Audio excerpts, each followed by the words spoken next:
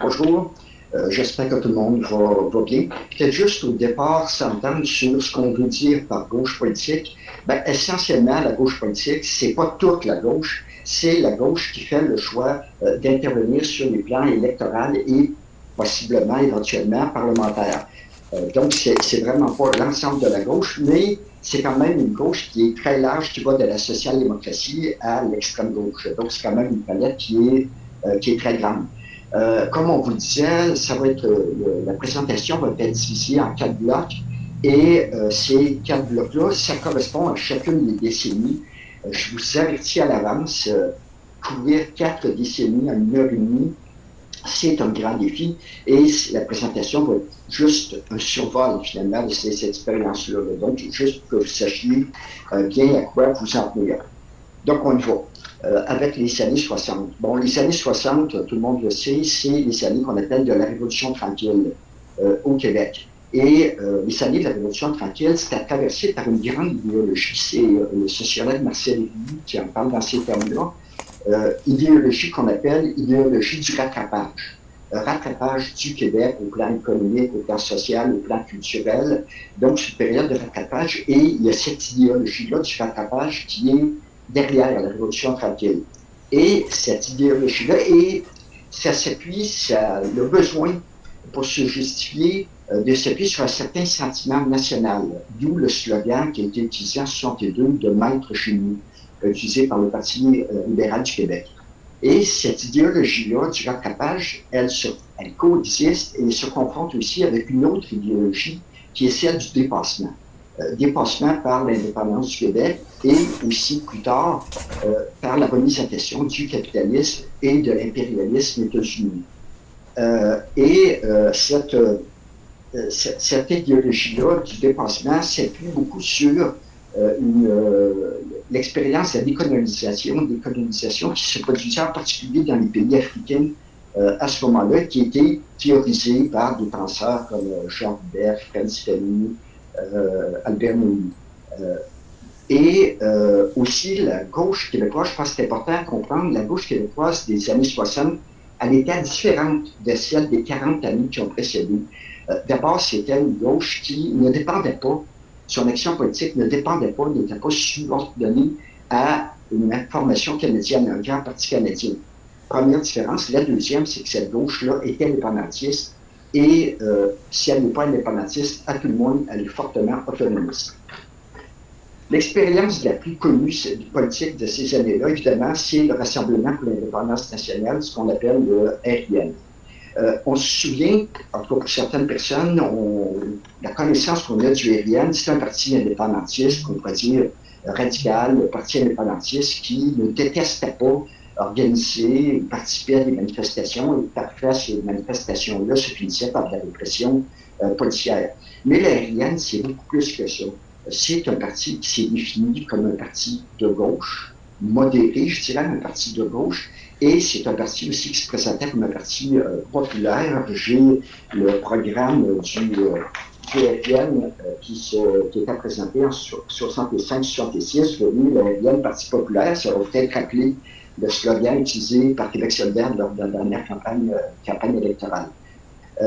Et il se présentait aussi comme un parti des travailleurs, le RIN. Il est né en septembre 60, le RIN, d'abord comme un mouvement, et c'était un mouvement dont le seul point d'unité au départ était l'indépendance du Québec. Mais rapidement, il s'est transformé en parti politique, c'est appelé en 63, avec Pierre Bourgault comme chef à ce moment-là. Pierre Bourgault qui amenait un certain radicalisme, je dirais, surtout verbal comme radicalisme.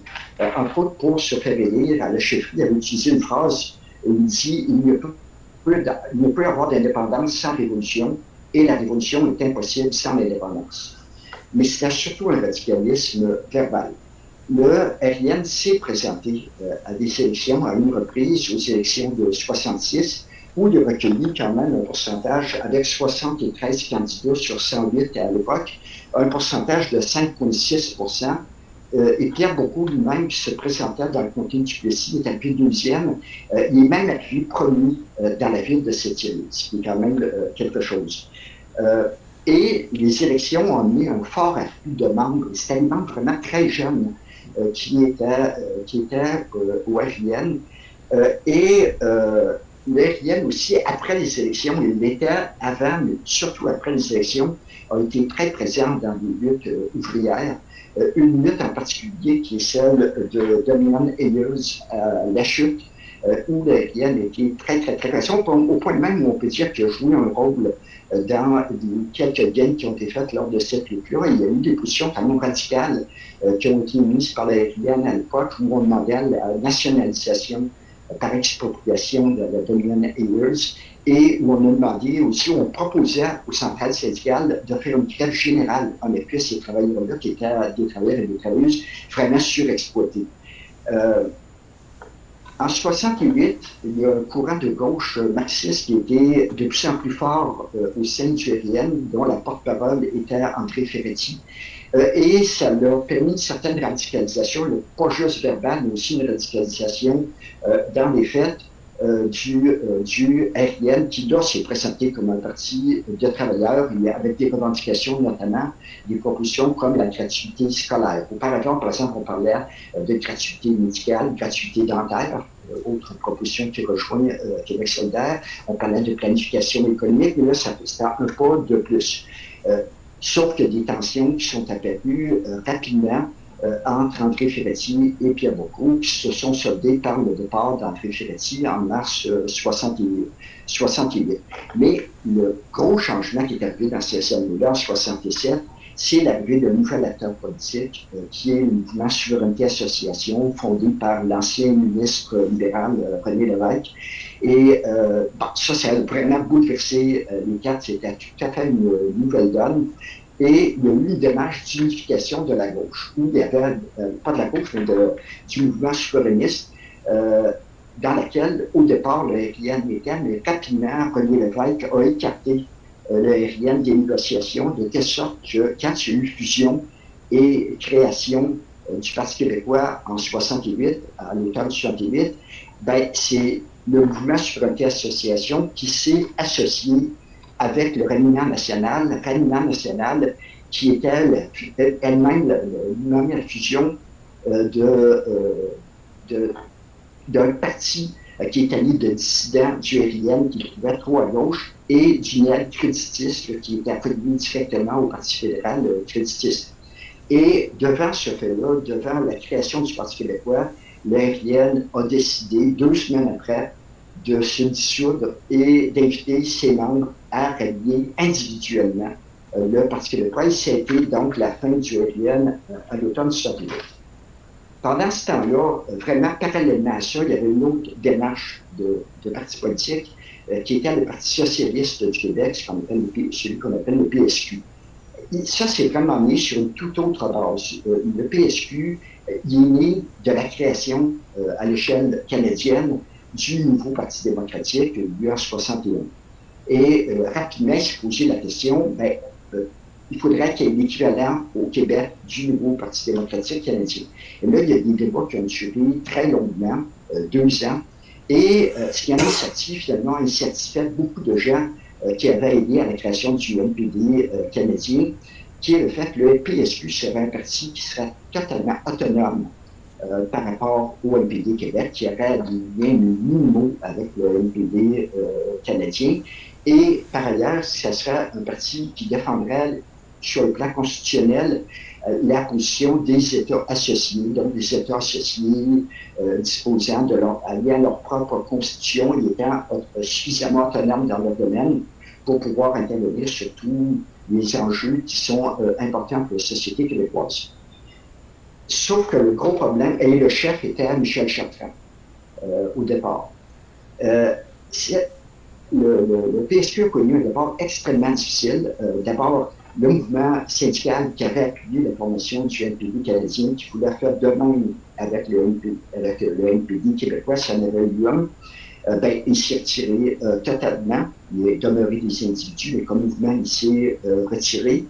Le départ du NPD a signifié une perte de financement, mais plus que ça, il y a déjà des membres de la direction de ce PSQ-là qui trouvaient que la position constitutionnelle n'allait pas assez loin, que déjà il fallait défendre l'indépendance du Québec et ils ont démissionné du PSQ. Et durant cette période-là, comme si ce n'était pas suffisant, ben, le PSQ a beaucoup discuté de programmes, des éléments très importants qui ont été présentés, des documents qui ont été présentés, mais il n'y avait aucune visibilité ou à peu près aucune visibilité et il n'y avait aucun travail vraiment terrain qui se faisait. Au début 65, c'est même posé la question, est-ce que le PSQ devrait continuer d'exister? Et finalement, la solution qu'on a trouvée, c'est une coalition qu'on a appelée Coalition des mouvements de gauche, Coalition des mouvements de gauche qui rejoignait aussi des groupes comme la revue Parti pris, la revue Révolution québécoise avec Pierre Vallière et Charles Gagnon qui vont jouer un rôle important plus tard, notamment au sein du Front de libération du Québec. Le Parti communiste, l'aide québécoise du Parti communiste canadien, la Ligue socialiste ouvrière, qui était un des groupes trotskistes. Donc, ces groupes-là ont travaillé ensemble pendant bout de temps et la grande majorité d'eux autres ont rallié le Parti socialiste du Québec. Ils l'ont rallié parce qu'ils voyaient comme l'embryon d'un éventuel parti révolutionnaire. Au début de 1966, Michel Chartrand a quitté la présidence du PSQ. Il a dit que ce n'était pas pour des motifs politiques, c'était tout simplement qu'il voulait une relève. Et cette relève-là a été assumée par un syndicaliste qui s'appelle Jean-Marie Bédard, beaucoup moins connu, évidemment, qui était aussi, qui a déjà été trotskiste à tout le monde, qui était dans une organisation trotskiste des années 40. Et le vice-président est Henri Gagnon, qui a joué un grand rôle au sein du Parti communiste canadien. Il était dissident aussi du Parti communiste canadien à un moment donné. Il a joué, notamment, c'était l'organisateur d'un mouvement de squatters dans les années 40. Et quand ils se sont ralliés, ces groupes-là, il y avait des exigences. Entre autres, ils voulaient que le Parti socialiste du Québec soit beaucoup plus actif, beaucoup plus visible, beaucoup plus proche des luttes des travailleurs, mais aussi qui se présentent à des élections. Et finalement, malgré l'opposition de certaines personnes, le PSQ s'est présenté aux élections. Il y a eu 5 candidats, mais vraiment, ça a été un flop monumental. Chacun des candidats a accueilli entre 0,5 et 1% du vote. Donc, c'est vraiment un flop de ce côté-là. Et suite aux élections, ce qui est arrivé, c'est que le PSQ a perdu beaucoup de membres qui sont, entre autres, allés au RDM. Et très discrètement, le Parti socialiste du Québec est disparu en 68. Donc, en 68, on a à la fois le RIN et le Parti socialiste du Québec qui disparaissent. Et là, ce que ça amène, évidemment, c'est l'hégémonie totale du Parti québécois sur la question nationale québécoise, sur l'idée de souveraineté du Québec, et par ailleurs, d'une grande partie de la gauche, probablement qu'on peut dire la majorité de la gauche, qui est allée au Parti québécois. En même temps, il y a eu une radicalisation d'une autre partie de la gauche. Et ça, c'est en lien beaucoup avec ce qui se passait au plan international, les 68, l'automne rampant italien, les luttes au Japon, un peu partout dans le monde, très radical. Et il y a eu des groupes qui, à ce moment-là, sont apparus, le plus radical, Front de libération populaire, notamment, qui avait été créé par André Ferretti, mouvement syndical politique. Et il y a eu aussi l'apparition à ce moment-là du Front de libération des femmes, qui est né à l'occasion d'une manifestation qui a été appelée en novembre 1969 pour protester contre un règlement anti-manifestation de la ville de Montréal, et les femmes qui étaient présentes ont été, qui s'étaient enchaînées d'ailleurs l'une après l'autre, ont été arrêtées. À Montréal, à ce moment-là aussi, l'action politique municipale qui s'amorce, initiée à la fois par des mouvements de citoyennes et par la CSN qui venait d'ouvrir ce qu'il appelait son deuxième front. Et ça a donné naissance au Front d'action politique dont le président était Paul Clich au départ, qui s'est présenté aux élections de 1970. Ça sera tout pour cette partie-là, donc les questions. Parfait, merci beaucoup François pour cette première partie de la présentation. Je vous invite à poser vos questions par écrit, toujours à droite de votre écran, vous allez avoir la section questions, donc je vous invite à les poser par écrit ou à faire un signal de main si vous voulez les poser vous-même de vive voix. J'activerai votre micro à ce moment-là. Pour l'instant, on n'aura qu'une seule question liée à la présentation. Est-ce que je propose peut-être qu'on continue pour un deuxième bloc et ensuite au deuxième bloc, on prendra des questions, un petit peu plus de questions à ce moment-là. Donc, je vous invite à ceux qui ont des questions vraiment à y aller lorsque vous aurez un moment. En fait, on a deux questions qui viennent, deux personnes qui viennent de se manifester. Donc, François, c'est bon pour toi si on commence Oui, comme ça? oui. Parfait. Avec les questions? Hein. Excellent. Donc, j'ai une question d'André Lavoie. Donc, André, je vais activer votre micro et je vous invite aussi à activer votre micro de votre côté, sinon on ne vous entendra pas. Donc, voilà. André, j'active votre micro maintenant. Attendez. Oui? Oui, bonjour François. Alors, juste une petite question sur l'étape du Parti socialiste du Québec, euh, où tu mentionnais qu'il y avait eu peu de travail terrain. Alors, à ce moment-là, moi, j'étais plus au niveau du Mouvement de libération populaire attaché à Parti pris, et le PSQ et le Mouvement de libération populaire avaient donné des sessions de formation avec des gens comme des profs d'université, Jacques Dauphiné et autres, et rédiger un petit manuel du militant à l'intention de ceux qui arrivaient et qui se sentaient à l'aise de fonctionner avec le PSQ. Alors, c'est des éléments, effectivement, tu as raison, pour la partie électorale. Il y a eu au total, avec 5 candidats, 66, d'autour de 1000 votes à peu près de mémoire. Alors, c'est sûr que ça a été un flop, comme tu le résumes bien, mais je veux le situer dans la perspective où la question de se présenter aux élections dans la gauche de l'époque était un débat relativement important. Effectivement, l'ARN avait présenté un nombre important de candidats, le PSQ avec 5, c'était minimal et avec aucune expérience électorale. Alors, c'est ça, je veux juste ramener là, la perspective que le débat électoraliste versus action politique était assez présent là, dans le milieu des années 60. Ben, effectivement, peut-être que je n'ai pas été assez clair, c'est jusqu'en 65, grosso modo, qu'on peut dire que le PSQ n'avait aucune visibilité, aucune présence. Avec la coalition des groupes de gauche, des mouvements de gauche, il s'est organisé plus de choses, et notamment une des choses qui a été faite à ce moment-là, c'est l'organisation du 1er mai, Journée internationale des travailleurs et des travailleuses, depuis plus de 20 ans, là, qui s'est organisée grâce à cette coalition-là. L'animateur était Michel Chartrand, ce 1er mai.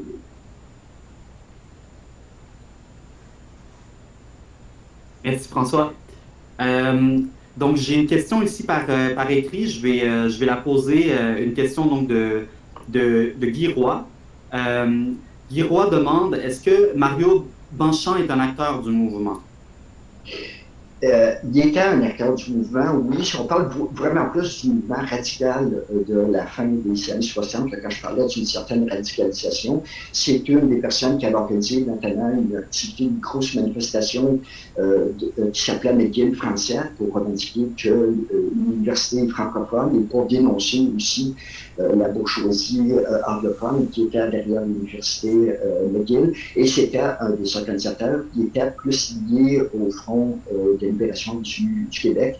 Et d'ailleurs, après ça, il est allé, il a choisi de l'exil en France. Il a été assassiné dans des circonstances qui ne sont pas très claires de par qui il a été assassiné, effectivement.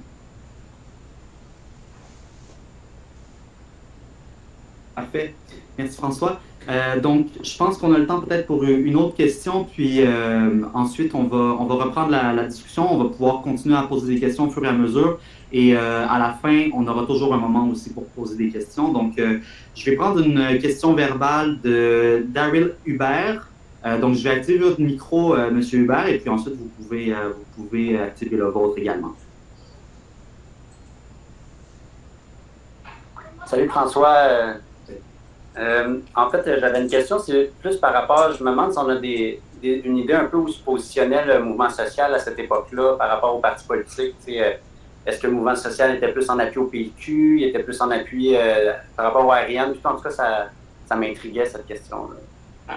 Ben, c'est-à-dire que comme mouvement organisé, par exemple, si on parle du mouvement syndical, c'est très clair que ce qui est arrivé, le choix au lieu de créer un NPD Québec, là, il y en a eu un qui était l'aile québécoise du Parti fédéral, était juste actif sur la scène fédérale. Le choix qu'il y a eu de créer le Parti socialiste du Québec a vraiment entraîné la grogne dans le mouvement syndical qui s'est retiré de l'affaire et ça a pris beaucoup temps avant qu'il se réimplique et très partiellement encore en politique. En ce qui prend aux autres mouvements, notamment le mouvement populaire qui commençait à l'époque, c'était au niveau des militantes qui ont fait très largement le choix d'aller au Parti québécois. Il y a une pause prenante à fin 68, début années 69. Et pour une partie aussi, s'est impliqué en politique municipale par le loi du FRAP. Merci. Merci beaucoup, François. Donc, si vous le permettez, je vais poser une dernière question de la communauté, donc, qui a été une question écrite, qui est une question écrite. Donc, en gros, voilà, Caroline Fortin-Lepage demande « J'aimerais savoir si les différents partis de la gauche de l'époque se soutenaient ou s'ils se faisaient compétition et divisaient le vote comme on peut le voir aujourd'hui. » C'est une question qui se pose effectivement parce que on pourrait se dire pourquoi le Parti socialiste du Québec se rapprochait de plus en plus au fil de son histoire d'une position indépendantiste, pourquoi il n'a pas fusionné avec le RIM.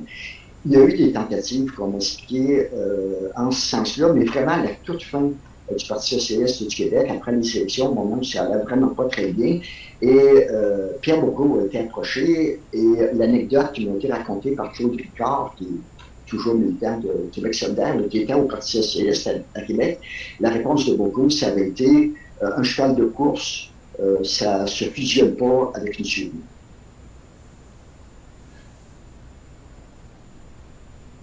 Parfait, merci beaucoup. Donc, si c'est bon pour tout le monde, on va continuer en fait avec la présentation de François. Donc, on arrive aux années 70. Le contexte au début des années 70, évidemment, il y a la crise d'octobre. Crise d'octobre qui est causée, occasionnée par l'enlèvement de 2 personnes par le Front de libération du Québec, dont le ministre Pierre Laporte. Imposition de la loi des mesures de guerre, 500 arrestations, très largement chez les indépendantistes, mais aussi dans la gauche plus générale. Cette gauche-là a été ébranlée à ce moment-là. Il y a la disparition du FRAP, la campagne électorale à laquelle se présentait en 70 en plein milieu de la crise d'octobre, ce qui a posé évidemment de gros problèmes au FRAP, qui n'a pas fait élire un seul candidat ou une seule candidate, et qui a éclaté par après en différentes tendances, dont certaines tendances qui mettaient plutôt de l'avant l'organisation, la création d'une organisation politique des travailleurs. C'est un courant qu'on voit qui va se développer beaucoup par après. Il y a beaucoup de questionnements chez l'ensemble des groupes, des collectifs qui existent à l'époque, et il y en a beaucoup là-dedans qui se tournent vers le marxisme pour chercher une compréhension et aussi des moyens de faire face à ce qu'il avait vécu comme problème lors de la crise d'octobre. Et c'est à ce moment-là qu'est apparu ce qu'on appelle le mouvement marxiste-léniniste. Mouvement marxiste qui met de l'avant une grande idée, la création d'un parti politique prolétarien, un parti politique qui regroupe l'avant-garde révolutionnaire. Il y a 2 groupes particuliers qui se sont fait connaître à ce moment-là. En lutte, qui est né en 73, qui est apparu officiellement en 73 années auparavant, qui a été formé par Charles Gagnon, qui avait rompu avec son ancien compagnon de lutte et de cellule, parce qu'ils étaient en prison ensemble, Pierre Vallière, parce que Pierre Vallière, lui, qui avait fait le choix d'appuyer le Parti québécois. Et il y a, plus tard, en 1975, il y a eu l'apparition de la Ligue communiste marxiste-léniniste du Canada, qui est devenu plus tard le Parti communiste ouvrier, et qui était présidé par Roger Rachy, que les gens connaissent bien, je pense. Et là, il y a, ces 2 organisations-là étaient en concurrence féroce, en compétition constante. Malgré tout, et la Ligue était, disons, plus orthodoxe, plus proche des positions de la Chine communiste de Mao Zedong et après Deng Xiaoping. Et malgré ces divergences-là, il y avait surtout beaucoup de points communs. Les 2, c'était des organisations pan-canadiennes, même s'ils étaient les 2 nés au Québec, ça doit être des organisations pan-canadiennes qui prônaient l'unité du prolétariat coast to coast, d'un bout à l'autre du Canada, et qui s'opposaient à l'indépendance du Québec et qui ont même prôné lors du référendum de 80 l'annulation. Et il y avait aussi comme point commun de considérer le féminisme comme un mouvement bourgeois, de dénoncer ce qu'on appelait le féminisme bourgeois, Et il y avait beaucoup de méfiance par rapport à l'homosexualité, au lesbianisme. C'était pas seulement une opposition. Il y a eu dans les deux groupes, Évolution à la toute fin de leur existence, au début des années 80, mais c'est vraiment la toute fin, c'était trop peu, trop tard, si on peut dire. Ce mouvement-là était évidemment très marginal dans l'ensemble de la population, mais il était quand même présent dans plusieurs milieux syndicaux, milieux populaires, dans le mouvement étudiant, dans le milieu culturel. Il était très présent, très actif, au point même où le quotidien La Presse a écrit une quinzaine d'articles sur ce phénomène-là, des articles d'une page chacun, qui ont été publiés après sous forme de livre qui s'appelle L'extrême gauche au Québec. Donc, c'était marginal, mais très présent dans certains milieux. Il faut dire aussi qu'il y avait en même temps d'autres groupes qui n'étaient pas marxistes-léninistes, mais des groupes d'extrême gauche, notamment des groupes trotskistes, qui, eux autres, contrairement au ONL, étaient en faveur de l'indépendance du Québec, se revendiquaient du courant socialisme et indépendance, et qui étaient proches des luttes féministes aussi, au moins dans le cas de deux de ces groupes-là, le groupe marxiste révolutionnaire et la Ligue socialiste ouvrière, qui, après, vont fusionner, former la Ligue ouvrière révolutionnaire. Bon, à côté de ça, il y a le monstre, le gros, l'éléphant, c'est le Parti québécois, qui grossit de façon extrêmement importante à partir de sa création. Lors des élections de 70, il recueille 23% du vote. Lors des élections de 73, 30% du vote. Et il prend le pouvoir en 76 et son membership passe de 80 000 au départ à 280 000 en l'espace d'une décennie. Donc, c'est vraiment un développement qui est fulgurant et c'est clair que la gauche, voyant la force de ce parti-là, est tentée d'y adhérer. Durant la campagne électorale de 1976, le Parti québécois a adopté un discours qui est plus social-démocrate. Au départ, il faut rappeler, le Parti québécois, c'est une coalition. C'est une coalition, et ça, Bernard Landry l'a tellement expliqué souvent, de dire l'indépendance n'est ni à gauche ni à droite, elle est en avant. C'est une coalition de différents courants, de gauche, de droite, de centre. Mais en 1976, ils ont fait le choix de porter un discours plus social-démocrate. C'est à ce moment-là qu'on a dit, qu'on a affirmé un préjugé favorable aux travailleurs, c'est l'expression qui a été utilisée. Et le premier mandat du Parti québécois, il a quand même donné lieu à des réformes qui sont importantes. On peut penser à la loi anti-CAD contre les heures de grève, le zonage agricole, la loi 101 sur la langue française, l'abolition des clubs privés de chasse et de pêche, l'assurance automobile, et on pouvait continuer. Même s'il y a eu certains affrontements avec les syndicats, notamment dans le secteur public, il y a quand même eu, le Parti québécois prônait la concertation, la collaboration entre l'État, le patronat et les syndicats, et c'était à l'époque des grands sommets organisés par le Parti québécois à la fin des années 70.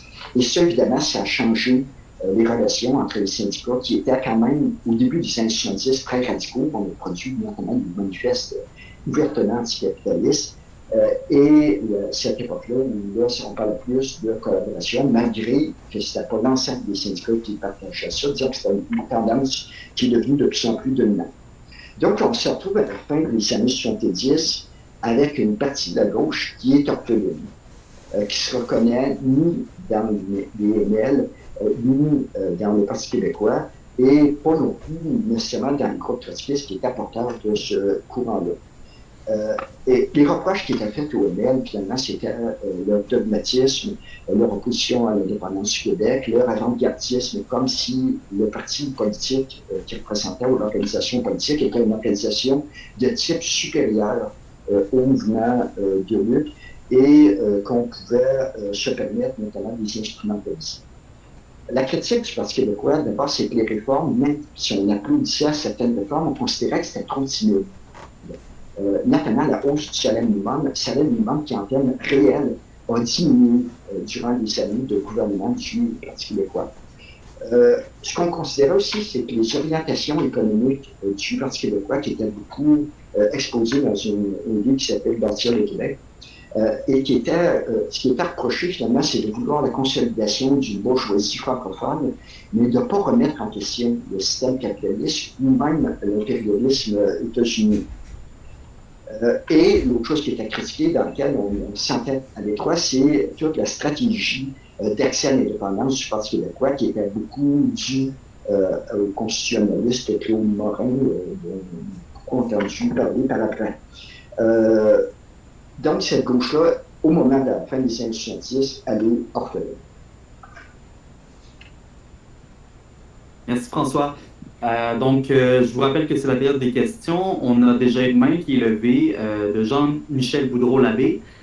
Donc, je vais activer votre micro. Vous pouvez l'activer également et puis le désactiver lorsque vous aurez terminé de poser votre question. Merci. Bonjour, est-ce que vous m'entendez? Bonjour, oui. Bonjour, merci M. Saillant pour votre présentation. C'est vraiment intéressant jusqu'à maintenant. Je me demandais qu'est-ce qui avait causé l'éclatement des mouvements marxistes-léninistes comme l'Organisation en lutte, puis le Parti communiste ouvrier. Moi, j'avais entendu, je ne suis pas de cette génération-là, mais j'avais entendu différentes rumeurs à l'effet que, notamment au Parti communiste ouvrier, on s'était rendu compte à un moment donné que les têtes dirigeantes de cette organisation-là étaient des étudiants de McGill, des étudiants anglophones de McGill. Puis je trouvais ça un peu bizarre, là, ce que j'ai lu là-dessus. Fait que je voulais peut-être vous donner un bref portrait de qu'est-ce qui avait causé l'éclatement de ce mouvement-là au début des années 80. Oui, c'est une énorme question. D'ailleurs, pour être très honnête, j'y appartenais. J'étais membre dans la lutte. C'est dû à une série de facteurs.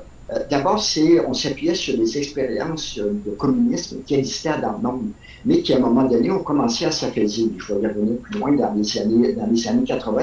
Donc, les repères, si on peut dire, qu'on avait, la Chine, l'Albanie, les Albanies maintenant dans ces termes-là, mais c'était des repères, le Vietnam, le Kampuchea. À un moment donné, c'est clair que ça ne tenait plus la route et ces modèles-là, on ne tenait plus. Il y a aussi un paquet de choses. D'abord, ce que ça voulait dire avec le marxisme à l'époque, ça voulait dire soumettre la vie privée à la vie politique de gauche. Et ça, évidemment, le temps que tu pensais que l'évolution était elle-même, tu disais, parfait, mais quand c'était plus le cas, ça n'a pas eu longtemps. Puis évidemment, il y a aussi des choses qu'on considérait comme des luttes secondaires, notamment le féminisme, qui à un moment donné, les femmes ne se contentaient plus de faire dire que leur lutte était secondaire, ils voulaient que ça prenne beaucoup plus de place que ça. Et là, c'est un ensemble de facteurs. Dans le cas du Parti communiste ouvrier, il semble que la question nationale a aussi joué, ce que je pense qui est moins le cas en lutte, où les gens, par exemple, remettaient en question le fait d'avoir annulé l'ordre du référendum. Mais c'est vraiment une question très, très, très complexe sur laquelle je n'ai personnellement jamais rien vu de bien convaincant. Merci beaucoup, François.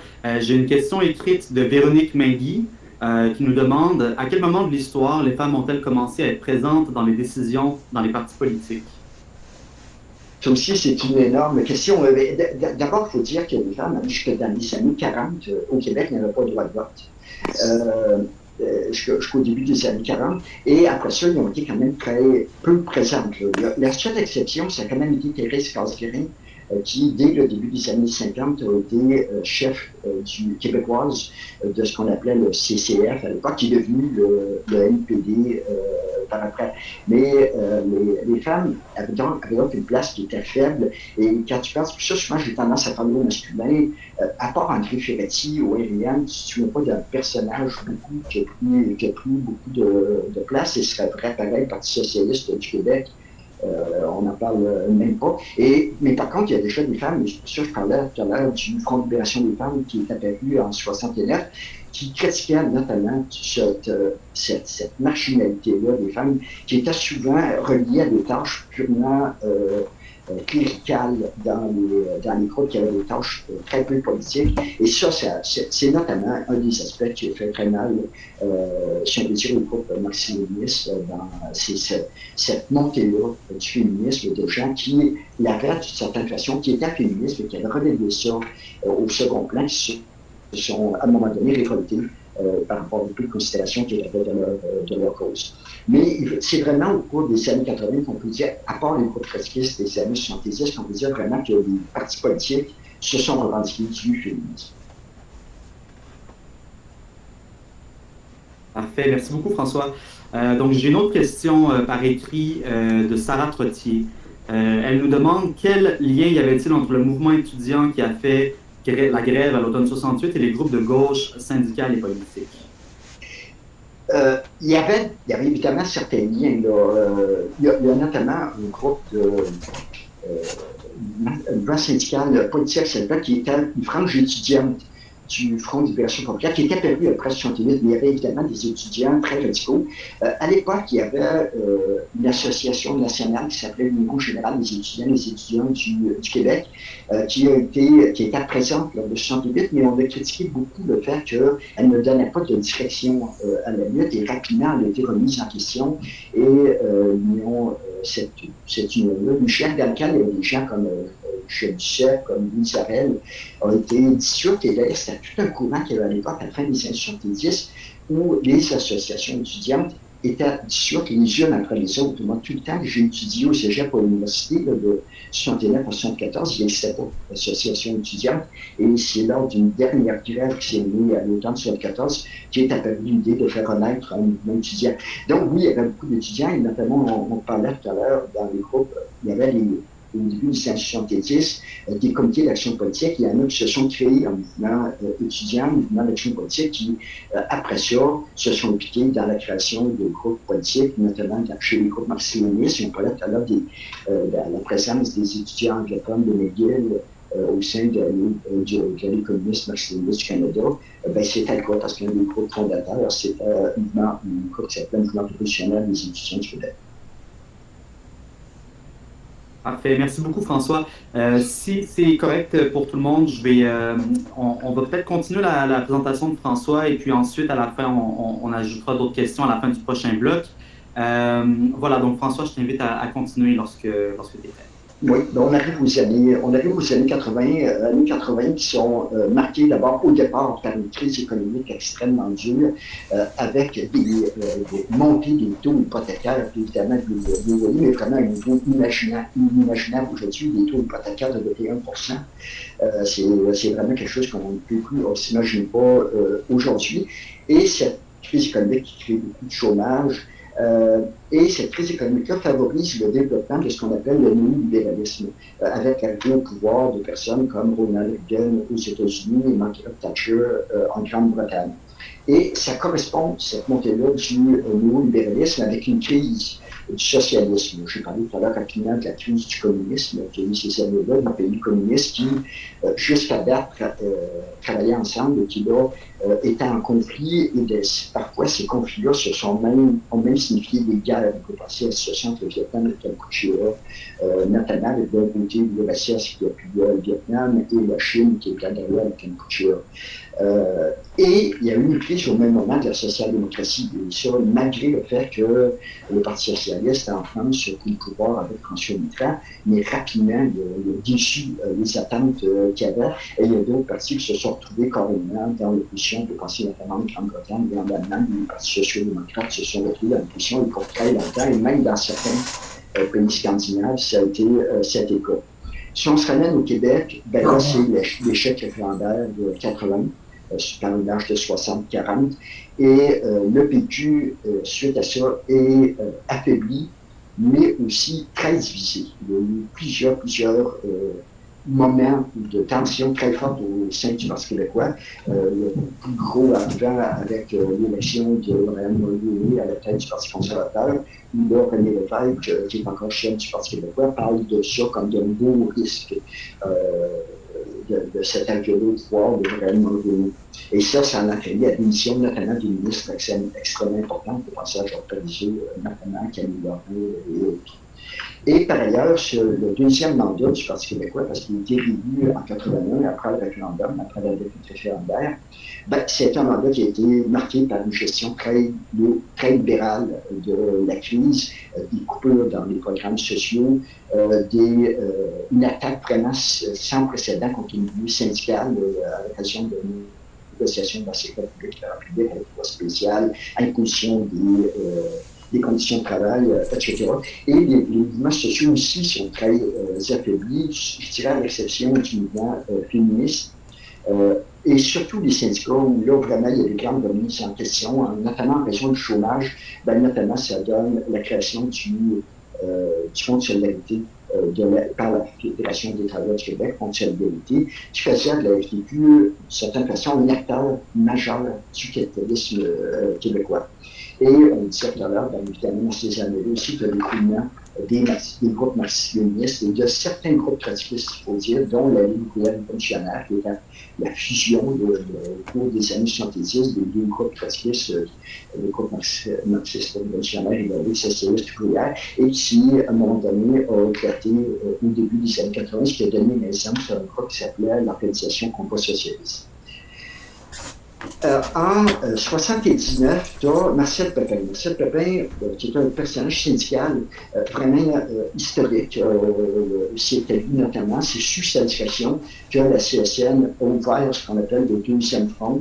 Marcel Pépin avait été arrêté ici en 72 avec les deux autres chefs syndicaux de l'époque, Laberge et Yvon Charbonneau. Marcel Pépin constate le vide politique et lance l'appel à la création d'un mouvement pour un Québec qui soit socialiste, démocratique et indépendant. Et avec un autre chercheur, Jacques Dauphine, qui était au Parti socialiste du Québec, on lance l'idée de former un comité des sciences qui serait l'embryon d'un mouvement politique organisé. Et là, ce comité de mission-là, qui en fait était à 84 personnes, il provenait à la fois du milieu syndical, du mouvement syndical et des milieux intellectuels. Ce qui a été qualifié par après de démarche plutôt élitiste de formation d'un mouvement. En octobre 81, il y a eu le lancement du manifeste du mouvement socialiste qui s'est appelé à ce moment-là mouvement socialiste. Et là, les axes, c'était le socialisme, la démocratie, l'indépendance, comme il avait été mentionné dans l'appel, mais aussi le féminisme, aussi l'égalité entre les hommes et les femmes. On n'utilisait pas le mot féminisme, on parlait d'égalité entre les hommes et les femmes comme un axe aussi important, et ce qui a eu des conséquences notamment sur le fonctionnement interne du mouvement qui a été créé à ce moment-là, le mouvement socialiste, où il y avait des structures autonomes de femmes, la parité hommes-femmes, de mécanismes qui permettaient la participation réelle des femmes. Dans l'ensemble, on peut dire que le projet politique du mouvement socialiste, c'était un mouvement plutôt social-démocrate traditionnel. La souveraineté était considérée comme un outil pour ce projet de société-là. Il y avait au départ 500 membres, ce qui est curieux parce que le manifeste a vraiment connu une très large diffusion. On parle de 10 000 copies qui se sont vendues assez rapidement, mais ça ne s'est pas manifesté en termes de membres avec 500 membres. Peu après ça, donc les gens se bousculaient pas au portillon nécessairement pour toutes sortes de raisons, mais il y a un groupe qui a décidé, lui, de rallier le mouvement socialiste, qui était l'organisation Combat socialiste, qui était, je le disais tout à l'heure, un groupe trotskiste. Mais ils ont rallié, donc, individuellement, l'organisation a été dissoute, mais il y a des tensions qui sont apparues rapidement avec l'aile dirigeante du mouvement socialiste, avec certains participants ici, où on trouvait qu'ils prenaient trop de place. Et le point de rupture est arrivé en 1983, lorsqu'il y a eu formation d'une tendance en bonne et due forme au sein du mouvement socialiste, qui a été impulsé, qui a été poussé par les gens de combat socialiste, mais qui ont aussi rallié d'autres gens.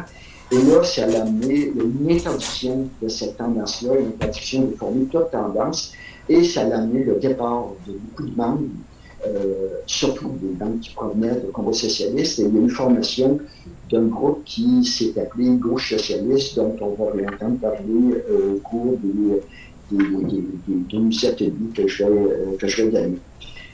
Donc, vraiment, le mouvement socialiste est vraiment dans une position de faiblesse, mais malgré ça, il décide de tenter l'aventure électorale, d'abord en lançant l'appel à la promotion d'une coalition électorale qui lève pas. Le projet ne lève pas, de telle sorte qu'en mai 1985, là aussi, au moment où le mouvement socialiste est vraiment dans un état de faiblesse absolue, il décide de lui-même se transformer en parti politique. Et là, il ne s'est pas lié nécessairement. En plus, Marcel Pépin avait démissionné du mouvement socialiste, il a démissionné de sa présidence. Il est resté membre, mais il a démissionné de la présidence. Et on se présente à ce moment-là en élection, et là, c'est la déconfiture. Il reste 300 membres, donc vraiment plus grand monde actif. On présente 10 candidatures, dont 3 femmes. En réalité, pour le qu'on cherchait, ça a plus ou moins fonctionné. Et ces candidates-là ont recueilli entre 0,3 et 1% du vote. Les pires résultats étant obtenus à Montréal, dans le comté montréalais. Après les élections, il y a une ouverture. D'abord, on ouvre à la question de l'écologie. Ça devient le 5e axe du projet du mouvement socialiste au comté du socialisme, de l'indépendance, de la démocratie, de l'égalité entre les hommes et les femmes, maintenant que l'écologie prend sa place-là. On s'ouvre beaucoup plus à des militants et des militantes qui proviennent du mouvement populaire.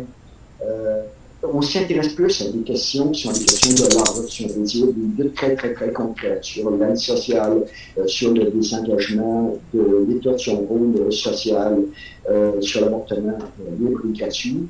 Donc, le mouvement semble devenir plus intéressant, mais ça ne se manifeste pas. Malheureusement, ça n'entraîne aucun développement. Les résultats des élections de 89 ne sont pas plus reluisants que ceux de 85. Et le NS entre à ce moment-là, on parle de 89, dans une période de longue agonie qui va se terminer à l'automne 92, et là encore là, dans la différence un petit peu générale. Parallèlement au mouvement socialiste, il y a un autre mouvement qui existait, qui n'était pas un parti électoral ou un mouvement qui avait des listes électorales, mais qui réfléchissait sur ces enjeux-là, qui est le regroupement pour le socialisme, qui a été créé en mai 1978 par les sociologues Guy Vaillancourt et Louis Favreau. Et là, on reconnaissait la nécessité d'un parti politique, mais on ne voulait pas immédiatement se lancer dans cette aventure-là. On considérait qu'il n'était pas temps de le faire. Mais ce qu'on voulait faire, c'est quand même favoriser un débouché politique aux luttes, qu'elles soient syndicales, populaires, féministes, environnementales ou internationalistes. Au départ, ce que le RPS, le regroupement pour le socialisme, a surtout fait, c'est une réflexion sur ce qu'on pourrait dire les conditions d'émergence d'un parti politique de gauche. Donc, rupture avec l'avant-gardisme qui était plus propre au groupe marxiste, autonomie des mouvements sociaux, indépendantisme et reconnaître la centralité du féminisme dans la cause de gauche. Ce que le RPS a fait, en plus de ça, en 1981, c'est créer un journal qui a été mensuel, qui s'appelait Presse Libre, qui n'a malheureusement pas duré très longtemps, plus qu'un an. Il y a eu, je pense, publication de 17 numéros. Ça s'appuyait sur des collectifs régionaux qui regroupaient à la fois des membres du RPS, mais aussi d'autres militants. Et donc, on reconnaissait à ce moment-là l'importance d'une information politique alternative comme condition d'une certaine façon d'apparition d'un parti politique. Il y a eu aussi un rendez-vous politique qui a été organisé à l'automne 83. Et la grande originalité, il y a eu toutes sortes de sujets qui ont été abordés à ce moment-là, mais la grande originalité, c'est que le thème central, celui qui a été abordé en plénière, c'était le travail ménager. Donc, le travail gratuit fourni par les femmes, puis on le présentait comme un axe de lutte anticapitalisme et antipatriarcal. Donc, c'est vraiment une chose qui était, puis c'était correspondant pas mal là où on était rendu le mouvement féministe à ce moment-là. Et par après, le regroupement pour le socialisme a porté comme le mouvement socialiste l'idée d'une coalition électorale, coalition bâtie, mais dans leur cas, on parlait d'une coalition qui est bâtie par le bas.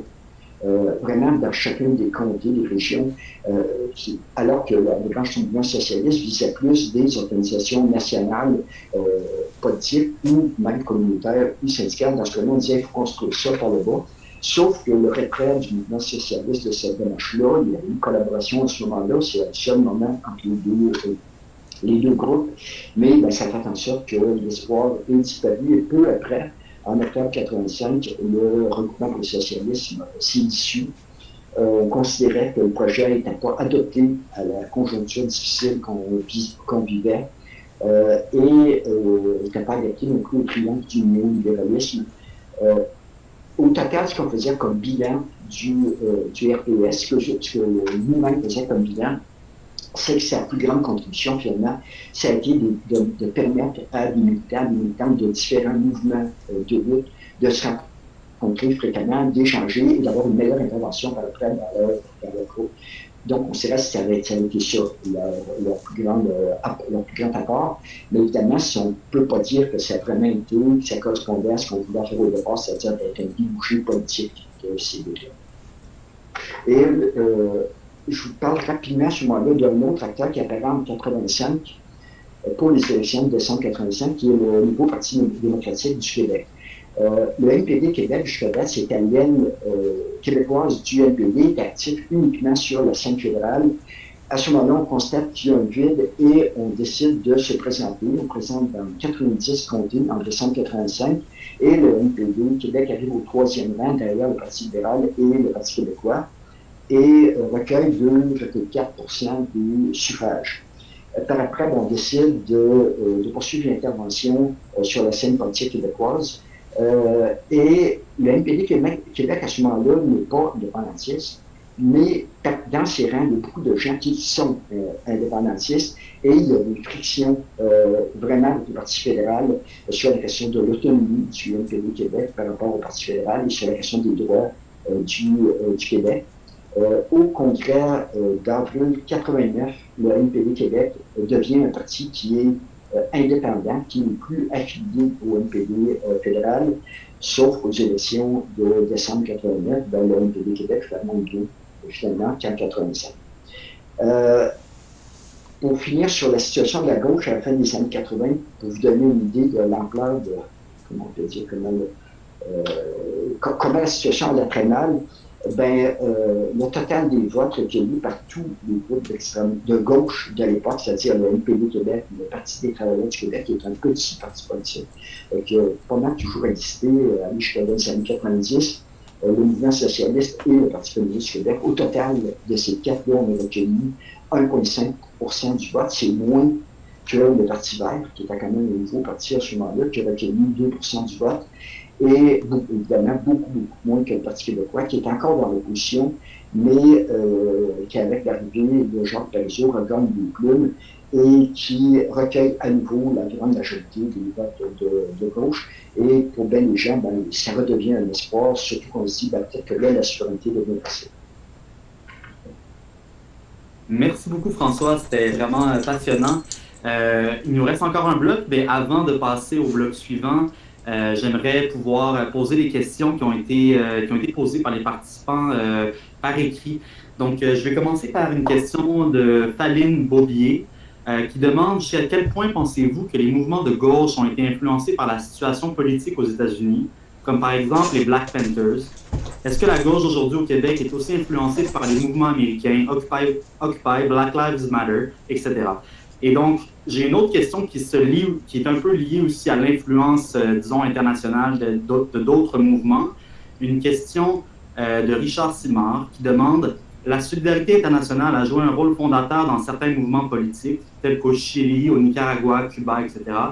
Comment qualifies-tu cette influence? » Bon, d'abord, sur la première question, particulièrement dans les années 60-70, je dirais qu'il y a beaucoup de liens avec le mouvement américain, particulièrement avec les mouvements noirs américains, les Black Panthers et les différents mouvements, notamment l'aile du Front de libération du Québec en 65, qui était porté par Pierre Vallière et Charles Garneau, était en lien même à un moment donné, après un attentat, l'attentat à l'usine La Grenade, qui était en grève. Vallière et Garneau sont allés aux États-Unis pour prôner la cause du Front de libération du Québec. Et ils ont été en contact avec des gens des mouvements américains. Et pour les mouvements plus radicaux, je dirais, des années 70, aussi, il y avait des liens avec les groupes américains. Pas tellement les mouvements marxistes, mais peut-être un peu plus les mouvements radicalistes, mais au cours des années 80, je dirais que c'est pas quelque chose qu'on remarque. En ce qui est trait à la solidarité internationale, c'est tout à fait vrai que c'était quelque chose de très présent. Je vous parlais tout récemment du regroupement pour le socialisme. Il y a beaucoup de gens qui sont à l'œuvre dans le regroupement pour le socialisme étaient auparavant dans un groupe qui s'appelait Solidarité Québec-Amérique latine. Et c'est sûr que des expériences comme celle de Cuba et celle du Chili ont été des expériences marquantes. Dans le cas du Chili l'arrivée au pouvoir de l'unité populaire dirigée par un socialiste, une coalition dirigée par un socialiste, Salvatore Allende, a été porteuse d'espoir au début des années 70, mais assez curieusement, le coup d'État a démontré pour beaucoup de gens l'échec de l'action électorale. On s'est dit le pouvoir passe par les armes. La meilleure démonstration qu'on a, c'est comment les États-Unis sont parvenus, avec les forces chiliennes évidemment, à écraser ce gouvernement-là d'Allende et réprimer le peuple chilien. Et par après, il faut dire qu'il y a beaucoup de gens, notamment des gens qui ont dû s'exiler du Chili à cette occasion-là, qui sont venus enrichir les mouvements de lutte au Québec. Je pense par exemple à la communauté chilienne. Moi, j'étais à Julien de Québec et à l'époque, je m'étais à Québec, elle était très présente, la communauté chilienne. Il y a une grosse influence sur le développement de la gauche au Québec. Merci beaucoup, François. Donc, on a une autre question écrite. Pour l'instant, on n'a pas de questions à main levée, donc n'hésitez pas si vous avez des questions. On va prendre une dernière question après celle-ci. La question de Samuel Moisan est la suivante. D'où vient le slogan « Ni à gauche, ni à droite, nous sommes en avant ». Est-ce que ça provenait d'un individu, d'un groupe, parti politique, ou est-ce que ça faisait simplement partie d'un certain courant politique? Bien, ça faisait partie d'un courant politique. Le Parti québécois a été formé sur cette base-là. Je vous le disais tout à l'heure. Le Parti québécois, au départ, ce que c'est la fusion entre le mouvement Souveraineté Association qui provient, lui, du Parti libéral du Québec. C'était des réformistes du Parti libéral et des gens qui poussaient l'idée de la souveraineté à l'intérieur du Parti libéral. Et de l'autre côté, des gens qui venaient du Ralliement national, qui étaient un groupe de droite. Là. Dans les grands axes de ce parti-là, tu avais Dieu, la famille, c'était la patrie, Dieu, famille, patrie. Donc, c'était un parti qui était de droite. Et des gens, d'ailleurs, qui étaient dans ce parti-là ont rallié le Parti québécois et ont joué un grand rôle. On peut penser à des ministres comme Jean Gabon, Lucien Lessard, Marc-André Bédard, qui ont été des ministres importants du Parti québécois. Donc, c'était au départ une coalition. Le slogan lui-même, c'est Bernard Landry. Mais Bernard Landry a joué un rôle majeur au Parti québécois pendant une période et on peut dire qu'il utilisait toutes les sauces cette phrase-là pour dire tout simplement l'indépendance, c'est important en soi. Et après ça, on verra la couleur que ça prendra. Bon, je ne connais pas tout de suite sa couleur. C'était un peu ça, cette idée-là. Parfait, merci beaucoup François. On a une dernière question, donc pour l'instant, on posera les dernières questions à la fin de la présentation de François. Une question donc vocale de Jonathan Vallée-Payette. Je vais débloquer ton micro, Jonathan, et puis ensuite, je t'invite à faire de même de ton côté. Bonjour, c'est pas Jonathan Vallée-Payette en fait, c'est Marie-Josée. On écoute ta formation, François, ensemble. J'avais une question, merci de ce marathon sur l'histoire de la gauche. Tu fais ça très bien. J'avais une question par rapport aux médias. Je me posais la question, quelle est la relation entre tous ces petits partis plus ou moins grands et les médias? Parce que je me demande comment la population avait accès à toutes ces réflexions, à tous ces débats qui étaient faits dans des groupes. Est-ce qu'il y avait des vases communicants ou c'était fermé? Je me pose la question en relation avec le fait que le néolibéralisme a vraiment pris toute la place et ce n'est pas nécessairement, à mon avis, ce qui est le meilleur pour l'ensemble des travailleurs, des travailleuses, des femmes, etc. Alors, est-ce que cette relation aux médias a un impact? Oui, évidemment, ça a un impact sur la visibilité des expériences en question. On peut dire qu'une expérience comme celle du RIAN a été largement médiatisée, ne serait-ce que par son chef, Pierre Bourgault, qui avait l'ordre de la formule, qui était vraiment un orateur comme on n'en voit pas souvent. Bien, évidemment, ça avait un impact. Le Parti socialiste a une certaine visibilité. Aussi, évidemment, quand tu ne fais pas grand-chose, tu n'es pas très visible. Et ça a été le cas aussi, malheureusement, du mouvement socialiste qui avait très peu de travail concret, qui faisait très peu de sorties. Donc, à ce moment-là, c'est sûr que les médias ne te couvriront pas. Mais puis, par ailleurs, quand on couvrait encore là, je pense pour le socialiste, quand il a organisé son rassemblement en 2003, où la question centrale, c'est la question du travail ménager, du rôle invisible joué par les femmes. Cet aspect-là, les médias étaient présents, des médias étaient présents, mais c'est pas ça qui a retenu l'attention. Ce qui a retenu l'attention, c'est qu'à ce moment-là, on a parlé d'une coalition électorale, mais le contenu même de ce qu'a été ce rassemblement-là, on est passé à côté. C'est souvent le cas pas, malheureusement, dans la question médiatique, où ça ne correspond pas vraiment, et ça, je pense que Québec solidaire l'a vu amplement. Ce qui se passe dans tes congrès, tes conseils nationaux, c'est pas nécessairement ce qui se reflète dans les journaux par après ou dans la télévision, dans la radio. Donc, c'est sûr que ce lien-là est une chose qui n'est pas facile. Mais par ailleurs, il faut aussi, puis ça, pour moi, c'est une chose qui s'est vraiment développée beaucoup plus tard, il faut aussi que tu penses en termes communicationnels. On ne peut pas dire que la gauche était très forte sur cet aspect-là du travail politique, sauf peut-être le RN. Merci beaucoup, François. Donc, on va continuer avec ta présentation pour le dernier bloc et puis ensuite, on reprendra avec la dernière période de questions. Je te remercie beaucoup. On t'écoute. On arrive aux années 90, qui sont des années vraiment de très grands bouleversements. D'abord, il y a eu la décomposition depuis le début des années 90 de l'Union des républiques socialistes soviétiques, de l'URSS. Et là, l'équilibre planétaire qui subsistait depuis l'après-guerre a été rompu, qui s'apposait sur de l'existence de deux pôles. Maintenant, il n'y avait qu'un pôle. Et pôle, par ailleurs, il y a une tendance qui prenait de plus en plus de place, c'est la tendance à la mondialisation, d'autres préfèrent le terme globalisation, où vraiment on a une accélération avec la signature notamment de l'ALENA par le Canada, États-Unis, Mexique, l'Union européenne qui s'est élargie, l'apparition de l'Organisation mondiale du commerce. Et il y a par ailleurs, au début des années 90, aussi une importante récession économique. Et là aussi, ça veut dire montée du chômage et montée du chômage qui va durer et montée du phénomène des sans-emploi, notamment du nombre de personnes dans l'aide sociale qui va atteindre vraiment des chiffres records au milieu des années 90. Et à ce moment-là, on parle aussi de lutte au déficit, et c'est surtout le gouvernement fédéral qui donne le ton d'abord à cette lutte au déficit-là, parle beaucoup dans les programmes sociaux, dans le logement social, dans l'assurance-emploi, dans les transferts aux provinces. Où là, ça affecte vraiment les personnes elles-mêmes. Il y a aussi en 90 ce qu'on a appelé la crise de cas, c'est-à-dire l'affrontement avec les communautés mohawks ou, comme je pense qu'il est préférable de dire, les communautés en blanc. Qui est une crise de cas qui donne notamment cours à une montée du racisme à ce moment-là. Sauf qu'en maintenant, je juste parlé, c'est arrivé un événement le 11 juillet où il y avait une petite barricade qui était tenue par des Mohawks qui allaient s'attaquer. Petite barricade que la Sûreté du Québec a essayé de défoncer suite à une injonction prise par la ville de Coupe pour agrandir un terrain de golf, et ça a mis un affrontement armé d'un policier qui est décédé.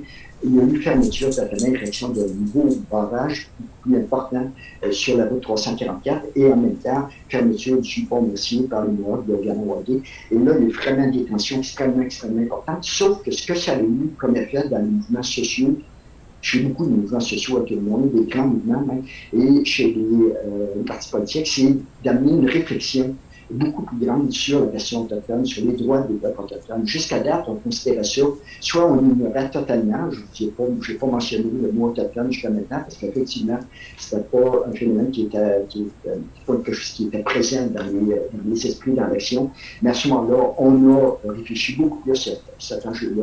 On a commencé à reconnaître des droits, dont celui à l'autodétermination et des droits territoriaux aussi, et il y a certains rapprochements qui se sont opérés. Au milieu de la décennie 1995, il y a eu la marche des femmes contre la pauvreté, du pain des roses, qui est vraiment un moment marquant pour le mouvement des femmes, qui est devenu un incontournable, et notamment la Fédération des femmes du Québec et Françoise David, qui était à l'origine de cette marche-là, sont devenues incontournables sur la scène politique. Par contre, autre gros dossier qui a duré toute la durée des années 90, ou au moins la première partie des années 90, c'est la crise constitutionnelle. Après l'échec de l'accord du Lac-Meech, pensé par Brian Mulroney, sur lequel il y a eu un accord du Québec, notamment, ça a provoqué l'échec de cet accord-là, a provoqué toute une série d'événements, dont la démission de conservateurs, dont des ministres, et de libéraux, formation du Bloc québécois, victoire du Parti québécois aux élections de 1994, tenue d'un référendum qui n'était pas porteur d'espoir. Le slogan, c'était de la campagne référendaire du compte du oui, c'était oui et ça devient possible. Là, vraiment, on entendait que tout devenait possible à ce moment-là. Donc, c'était porteur d'une volonté de changement. Sauf qu'il y a eu des faits de justesse. Certains m'ont dit qu'il n'y a pas vraiment eu de défaite à ce moment-là. Et il y a le discours revanchard de Jacques Parizeau qui a été tenu à ce moment-là. Discours qui a vraiment marqué durablement le Parti québécois et les liens avec les communautés culturelles, les gens racisés notamment. Et la démission de Parizeau, l'arrivée au pouvoir de Lucien Bouchard, ancien ministre conservateur, a vraiment amené un changement de cap. Là, le cap, ça devenait le déficit zéro. Il fallait atteindre le déficit zéro. Il y a eu 2 semaines, ou une semaine, 2 parties qui a avalisé le déficit zéro. Le mouvement syndical a accepté en échange de tenue de 2e semaine où on allait parler d'emploi et de fiscalité. À ce moment-là, les groupes communautaires féministes qui étaient présents, mais des acteurs vraiment mineurs lors du premier semestre sont plus présents, ont porté une grande préoccupation avec ce qu'on appelle une clause d'appauvrissement zéro. En disant qu'il n'y aura pas de déficit zéro, ce n'est pas garanti que les plus pauvres de la société ne se feront pas appauvrir. Donc, on appelle ça une clause d'appauvrissement zéro qui a été refusée par le gouvernement péquiste, et à ce moment-là, le mouvement populaire, le mouvement féministe se sont retirés du sommet sans mener des tensions assez vives avec le mouvement syndical et à l'intérieur même du mouvement syndical. Bon, je reviens au parti politique, à ce moment-là, aux organisations politiques. Première partie de la décennie, très rapidement, il y a eu une disparition successive du mouvement socialiste, du Parti des travailleurs du Québec, du Parti communiste du Québec, qui va renaître plus tard, mais le Parti communiste qui était dans une période vraiment de refondation, qui était devenu indépendantiste, qui est disparu dans ces années-là, et le Parti vert du Québec, qui lui aussi va renaître plus tard, qui est disparu suite au départ de son chef pour le Parti québécois, le chef qui s'appelait Jean Louis. Il restait le NPD Québec. NPD Québec, qui lui aussi s'est prononcé pour l'indépendance du Québec en décembre 1990, et évidemment, ça a consacré la séparation avec le NPD fédéral. Pendant 4 ans, le NPD Québec n'aura aucune direction stable. Les chefs, quand ils sont élus, démissionnent assez rapidement, encore là, dans certains cas, dans un cas moins près au bloc québécois. Et c'est en mars 1994, finalement, qu'il y a eu le chef durable. C'était une des premières fois qu'on parlait de chef au féminin. Ça avait été au Parti communiste du Québec au début des années 90, qui est Jocelyne Dupuis, qui devient chef du NPD Québec, avec Paul Rose, l'ancien fédéraliste, impliqué dans les événements d'octobre 70, qui était un militant syndical, qui devient président du NPD Québec. Sauf que les moyens sont à peu près nuls. On présente 41 candidatures aux élections de 1994, une moyenne de 900 votes par circonscription, donc c'est vraiment pas un énorme succès. À ce moment-là, le NPD Québec appelle les autres forces de gauche à se joindre à ces efforts. Il y en a une qui répond, juste une qui répond présent, et c'est Gauche socialiste qui est à demeurer, le groupe politique, durant ces années-là qui est allé, je vous l'ai dit tout à l'heure, de départ de du mouvement socialiste. Et là, on rejoint le PDS, mais comme l'organisation qui a pris la place du NPD Québec, on s'est renommé après les élections et c'est devenu le Parti pour la démocratie socialiste, et Gauche socialiste rejoint le PDS à ce moment-là, mais comme organisation autonome. C'est pas juste que c'est militaire devenu membre du NPD Québec, mais le Gauche socialiste avait une voix, pouvait se faire entendre avec des postes au sein du PDS. Le PDS qui mène une campagne autonome lors du référendum de 1995 parce qu'ils ont été refusés par le camp officiel. On ne voyait pas un groupe qui se disait, un parti qui se disait socialiste, puis en plus, il y avait comme chef Paul Rose faire campagne sous le parapluie officiel. Donc, on a eu une campagne tournée qui a été sur des bases autonomes. Une tournée assez réussie, même si elle n'a à peu près aucune visibilité initiatique, sinon pour dire que c'était Paul Rose, l'ancien fédéraliste qui se promenait, mais pas vraiment eu de croissance initiative, mais quand même beaucoup de succès, notamment dans le milieu étudiant. On arrive au congrès de novembre 1996, où Paul Rose devient chef du PDS, Jocelyne Dupuis a dû quitter à ce moment-là, et il y a un nouveau programme politique qui est élaboré, qui est très influencé par Gauche socialiste, qui était la seule base vraiment politique au sein du Parti pour la démocratie socialiste. Les anciens membres du NPD étaient de moins en moins nombreux. On arrive aux élections du 30 novembre 1998, on obtient 8 000 voix de moins qu'en 1994, avec 2 fois plus de candidats. Et là, ça amène certains questionnements quand même, notamment Alexandre Boulris, actuel député démocrate le seul au Québec, qui était au PDS, qui a posé une question très pertinente sur pourquoi, comment on explique ça. Et là, on parle de diverses choses, dont la difficulté de parler au monde, la difficulté de chiffrer ces propositions de manière plus concrète, donc des critiques qui ont, par rapport, je pense, une certaine influence. Et là, le PDS demeure quand même très, très, très actif, notamment dans les luttes concrètes, syndicales et autres. Je dirais surtout dans la région de Québec, où c'est quand même une force très grande.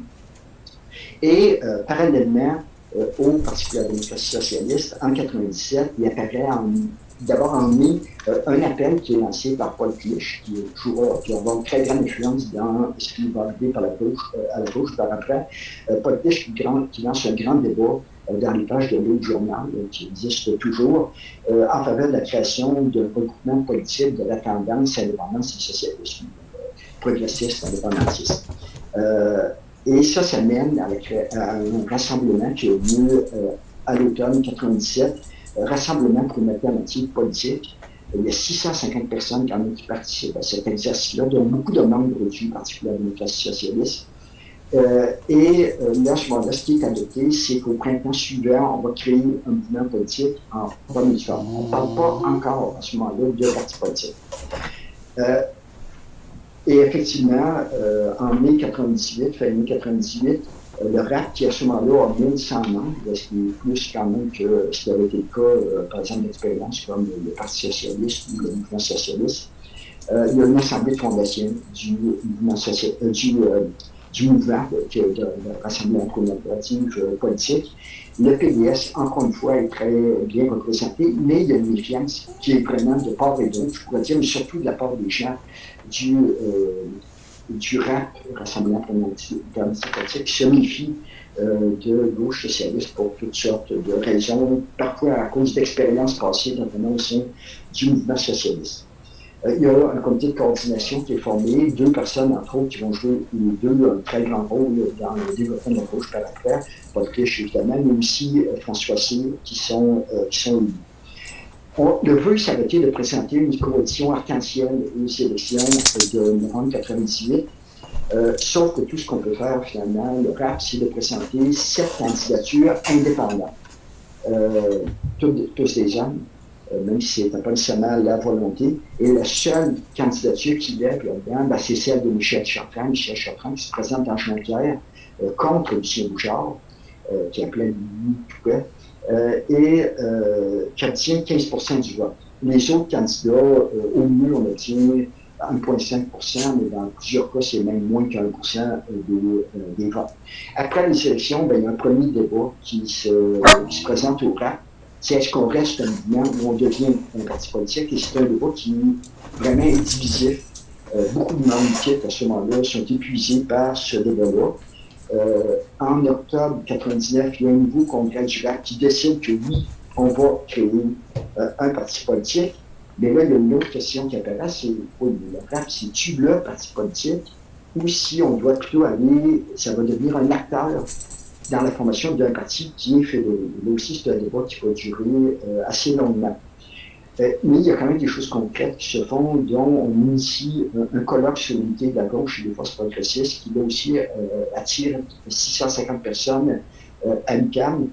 Il y a la formation d'un comité de liaison de la gauche, notamment avec le RAP, le Parti pour la démocratie socialiste, et le Parti communiste du Québec, qui a été recréé en partie par le Parti communiste canadien et un groupe qui était issu de la Ligue communiste marxiste et le groupe communiste ouvrier, qui a existé durant toutes ces années-là, mais ça a une très grande importance. Mais à ce moment-là, on reforme le Parti communiste du Québec, qui n'est plus indépendantiste par contre. Mais le PCQ participe à ce moment-là à ces efforts d'unité-là. En fin novembre 2000, le RAP devient effectivement un parti politique. Sauf que le débat se poursuit sur la pertinence de l'unification des partis progressistes. Est-ce qu'on doit rester comme parti politique, c'est nous autres partis politiques, ou on travaille avec quelque chose avec d'autres, avec quelque chose de plus. Donc, vraiment, on arrive à la fin des années 90 avec une gauche qui est très faible et encore divisée. Malgré certains gestes d'unité, il y a encore beaucoup de méfiance. On sent par contre quand même, ne serait-ce qu'on regarde la participation au rassemblement pour mon chantier politique en 97, au colloque sur l'unité en 2000, on sent quand même un appétit pour la formation d'un parti de gauche, d'une formation de gauche. Là, par ailleurs, le déficit zéro commence à affaiblir le Parti québécois, notamment sur sa gauche, mais le problème de la gauche, c'est qu'il n'y a pas encore d'alternative qui lui semble viable, suffisamment attirante pour qu'elle y travaille. Donc, puis par ailleurs, ce qu'on sent, c'est qu'au cours des 40 dernières années, progressivement, la gauche est devenue de plus en plus porteuse d'un discours qui est pluriel, multiple. Des préoccupations comme celle de l'indépendance, qui est encore présente dans les années 50 et présente à partir des années 60. La démocratie, le féminisme, l'écologie, ben, ça, c'est des acquis qui sont là et qui vont donner lieu. Merci beaucoup, François, pour cette dernière partie de la présentation. C'était vraiment très, très intéressant, fascinant. On a de nombreuses questions. Beaucoup de gens donc, qui posent des questions de plus en plus complexes et on voit vraiment qu'ils nous amènent à réfléchir là-dessus. Donc, c'est vraiment très intéressant. Pour l'instant, j'ai essentiellement des questions par écrit. Donc, je peux vous en poser quelques-unes en rafale. Une question de Leila Hasselman. Question du néophyte, mais qu'est-ce qu'on appelle la gauche pratiquiste?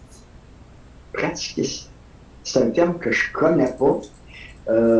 J'imagine ce qu'on veut dire, c'est une gauche qui est pratique, qui amène des propositions pratiques, réalisables. À mon avis, c'était déjà le cas. Quand on regarde les propositions que la RIM, par exemple, faisait dans les années 60, c'était des choses, quand on parle, par exemple, de gratuité médicale, dentaire, c'est des choses qu'on encore aujourd'hui sont d'actualité à ce qui est prêt à la partie dentaire à tout le monde. Quand on parle de gratuité scolaire, c'est encore une chose qui est à faire et qui revient régulièrement. Donc, il y avait quand même des positions concrètes qui étaient portées par une très grande partie à tout le monde de ces expériences-là. Parfait. Donc, et souvent, en reprenant, c'était entre autres le cas du NPD Québec du début des années 90, on reprenait les revendications syndicales du milieu populaire, du milieu étudiant. Là. Donc, on se faisait le porte-parole de ces mouvements-là qui, malheureusement, eux autres, n'appuyaient pas nécessairement. Parfait. Excellent. Donc, c'est ça. En fait, on débute notre dernière séance de questions. Donc, si vous avez des questions, on en a déjà beaucoup, mais si vous avez des questions, vous pouvez toujours les poser. On va procéder donc à cette période de questions et puis ensuite, on conclura cette présentation.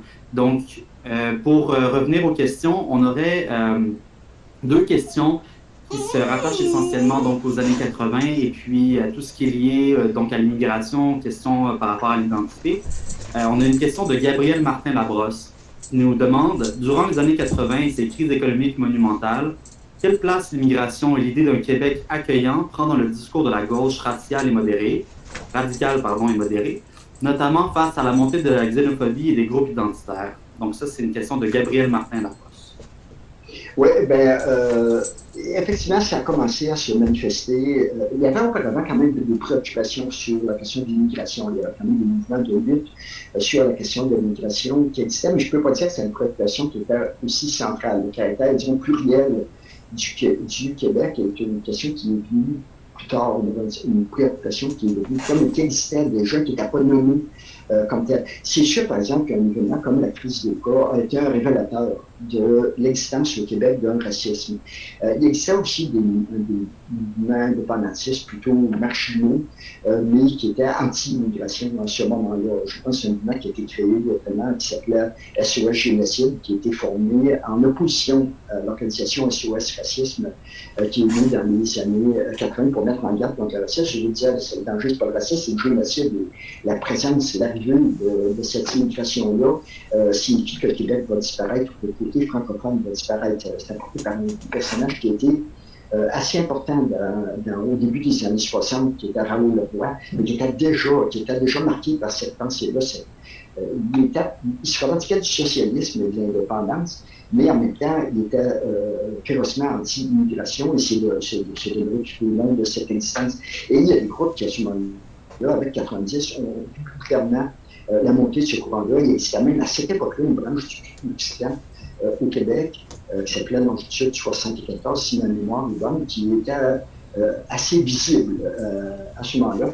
Et là, bien évidemment, ça a amené certaines réflexions, une gauche antiraciste, des groupes antiracistes qui sont apparus en opposition à ces groupes-là. Mais c'est quelque chose qui a continué à se développer, qui est devenu plus présent. Maintenant, de sorte que, par exemple, Québec solidaire, c'est défini c'est quoi les grands axes de Québec solidaire, mais le pluralisme en nous, le pluralisme signifiant dans ce cas-là, le fait que l'ensemble des personnes qui demeurent sur le territoire du Québec, c'est les Québécois et les Québécoises qui ont énormément apporté à la société québécoise. On le voit ces temps-ci avec la présence de personnel, notamment dans les milieux hospitaliers, de gens qui proviennent des minorités racisées. Excellent, merci beaucoup. Donc, on a une question de Louise Constantin qui nous demande « Aujourd'hui, les enjeux de la diversité de l'immigration, y compris le cas des migrants, sont très présents dans la gauche. Jusqu'à quel point les mouvements de gauche reflètent-ils la diversité assez fortement représentée dans la classe ouvrière? Tu as mentionné l'apport de la communauté chilienne, mais auparavant, il y a aussi eu l'immigration italienne, grecque et aussi de l'Europe de l'Est, des réfugiés de confession juive. Plusieurs membres de ces communautés avaient été communistes dans leur pays d'origine. Ben, c'est sûr, ça nous amène, je dirais, de certaine façon, une autre époque de l'histoire qui va être traitée dans ces ateliers-là, mais qui est traitée dans le livre que j'ai écrit. La communauté juive, notamment, va jouer un très, très, très grand rôle au sein du Parti communiste du Canada des années 20, 30, 40. Cette communauté-là est vraiment très, très, très, très, très présente. Et effectivement, les communautés italiennes, portugaises qui vont jouer un grand rôle aussi dans la gauche en général. Mais malheureusement, c'est pas au niveau des porte-paroles, à tout le moins, des partis de gauche, des mouvements de gauche. On ne peut pas dire qu'il y a vraiment une représentation importante de ces communautés-là. Ça va changer, notamment avec le néo-progressisme dans l'Amérique latine, peut-être avec des porte-paroles, mais jusqu'à date, c'est beaucoup des Québécois francophones qui étaient présents dans ces partis-là. Merci beaucoup. Parfait. Donc, on a encore quelques questions, mais je pense que je vais conclure donc cette présentation-là donc avec une dernière question. Une dernière question de... désolé, on a tellement de questions. Tu as vraiment réussi à nous motiver à réfléchir sur ces questions-là. Donc, il y a beaucoup de gens qui vous remercient d'ailleurs, qui te remercient, François, pour ton implication au cours des dernières années. Vraiment, c'est très apprécié. Une des dernières questions qu'on peut poser, c'est une question de Pierre Gaudreau, qui demande, en bilan global de ces 40 ans, quelle évaluation fais-tu de la capacité de la gauche à se doter d'une stratégie en faveur de l'indépendance et de la porter et de contribuer à son avancement? Et une question un peu complémentaire de Benoît Bourassa, la gauche va-t-elle revenir en force un jour et comment d'après vous?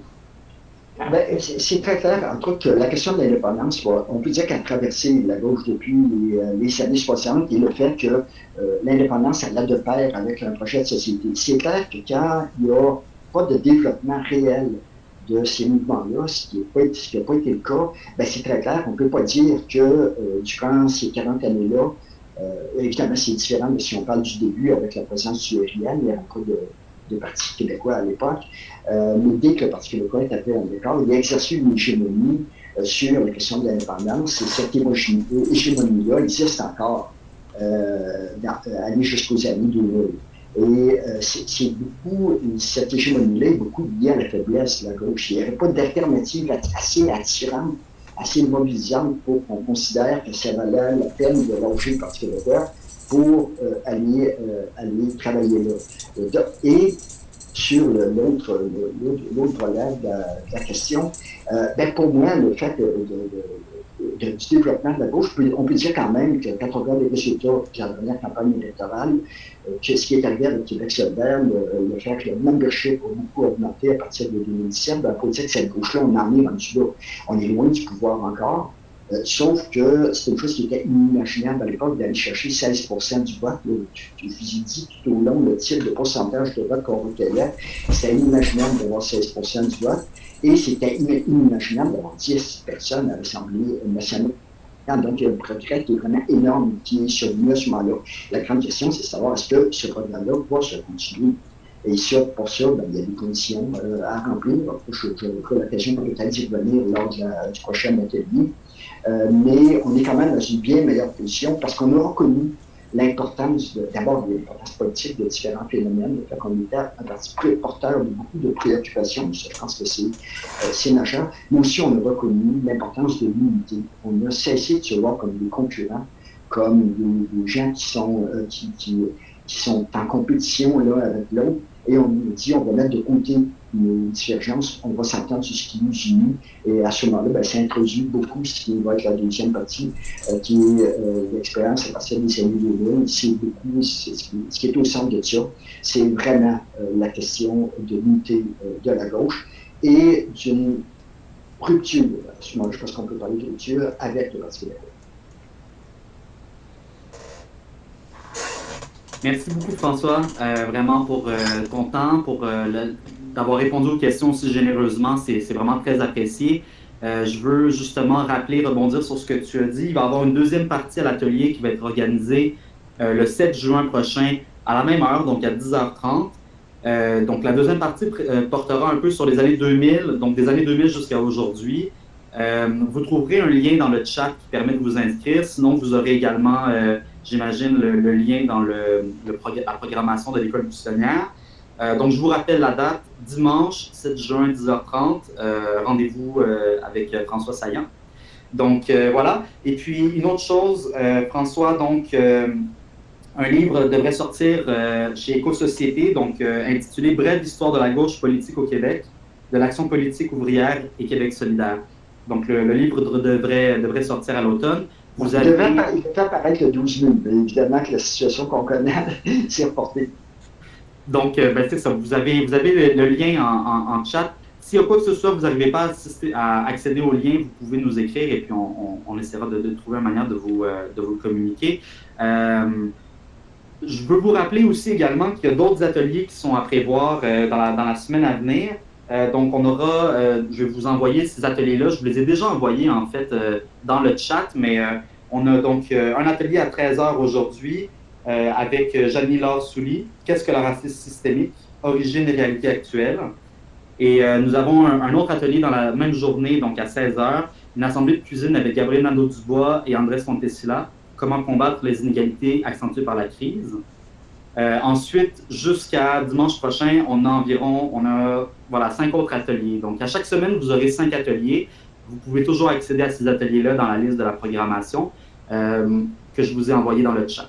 Donc, voilà, je voulais te remercier, François, pour ton temps. Et puis, c'était vraiment un plaisir. Vous avez été nombreux à nous poser des questions. Vous avez été nombreux à participer à l'atelier. Dans le plus fort de l'atelier, on devait être environ 170. Donc, vraiment, merci beaucoup d'être là, d'être nombreux et d'être présents avec nous. Merci encore, François. Vraiment excellent. Merci à tout le monde. Bonne journée, tout le monde.